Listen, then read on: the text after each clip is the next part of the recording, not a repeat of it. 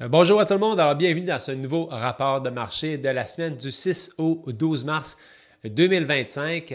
Mon nom est David Tardif, je suis de l'équipe Tardif chez Royal Lepage. Alors écoutez, je vous donne en gros tout ce que vous devez savoir pour bien comprendre les nuances du marché immobilier. Un marché qui n'est pas évident à suivre de ce temps-ci. Je disais un article du Devoir que je mettrai aussi en lien dans la description qui parle un peu de ce qui se passe dans le marché. Et le titre est le suivant: l'incertitude fait reculer les ventes résidentielles en février selon l'Association canadienne de l'immobilier. Et dans cet article-là, il est inscrit que le nombre de nouvelles propriétés inscrites sur le marché à travers le Canada a baissé de 12,7 d'un mois à l'autre, donc de janvier à février.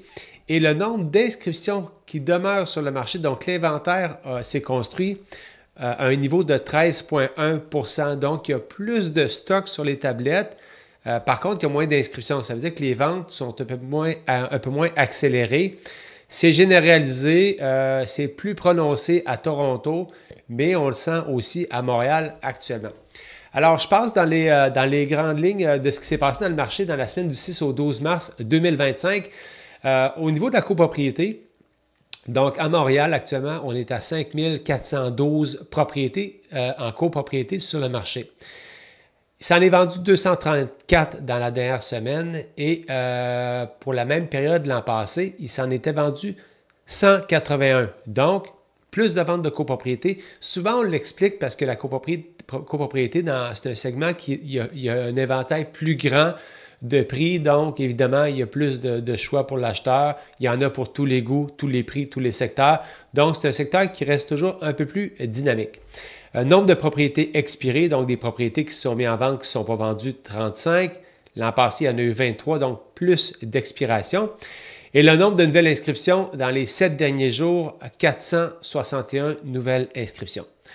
Ville-Marie, encore une fois, est le secteur où il y a eu le plus de transactions. On parle de 46 ventes de condos dans Ville-Marie sur les 234 transactions effectuées dans la dernière semaine. La transaction la plus élevée dans la dernière semaine, c'est le 1450 René Lévesque, appartement 3504. Le prix demandé était de 2 345 000. Courtier inscripteur Philippe Donnet, courtier collaborateur Joseph Montanaro. La transaction la moins chère, elle, c'est sur du domaine, appartement 404 à Huntsic, un petit condo. Le prix demandé était de 249 000 $.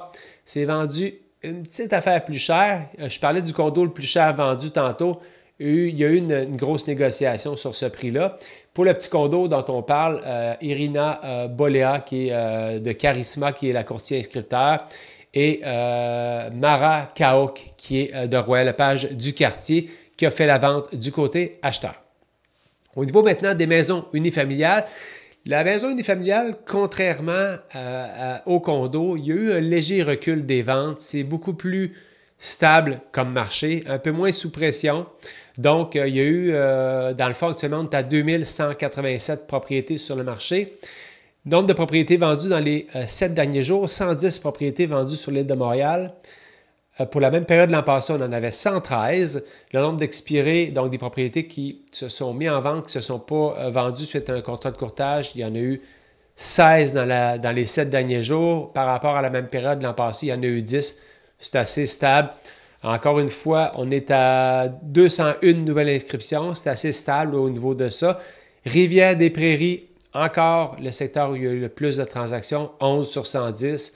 Je n'ai pas besoin de vous le réexpliquer. Rivière-des-Prairies est un secteur super abordable. La transaction la plus élevée dans la dernière semaine, on parle de 76 Croissant Summit à Westmount. Prix demandé 5 395 000. C'est vendu un peu en bas de ça. Courtier inscripteur et collaborateur, Marie Sicotte de Sutton Southwest. Transaction la moins chère, la dernière semaine, on parle du 13 619 rue de Montigny à Rivière-des-Prairies. Prix demandé 399, c'est vendu un petit peu en bas du prix demandé. Courtier inscripteur Jimmy Robitaille, courtier collaborateur Kim Gray-Bound. Alors bravo à ces courtiers-là pour ces transactions-là. Pour le multilogement, un secteur où il y a encore une certaine vigueur. Les gens sont beaucoup en mode observation avec tout ce qui s'est passé dans les élections américaines, mais ça continue correctement si les prix sont bien inscrits. Nombre de propriétés en vigueur, 1989. Excusez-moi, 1289. Nombre de propriétés vendues dans les 7 derniers jours, 66.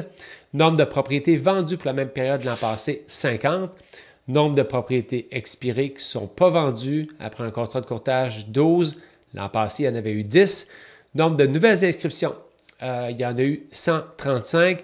Secteur où il y a eu le plus de ventes, on parle du quartier Huntsic, avec 11 ventes sur 66.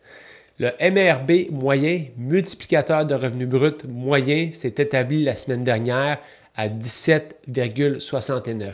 Okay? Le prix par porte moyen pour ces ventes-là, la semaine dernière, 216 000 $.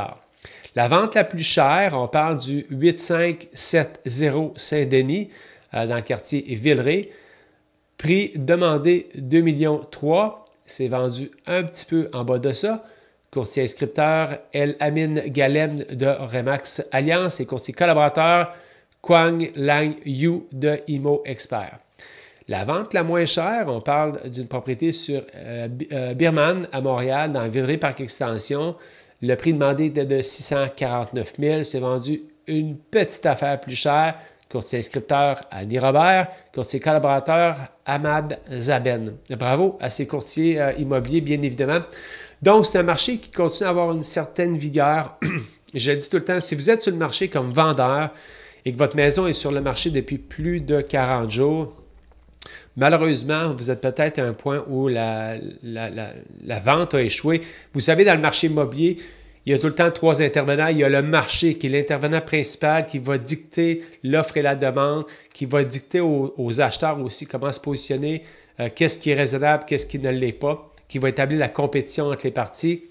Après ça, évidemment, bien, il y a tout ce qui est stratégie au niveau de votre mise en marché en tant que vendeur, votre propriété, comment vous la préparez. Est-ce qu'on parle vraiment plus de marketing et de ce qui appartient aux vendeurs, donc préparation des lieux, est-ce que votre propriété est en bon état, est-ce que le prix choisi pour l'inscription reflète la réalité.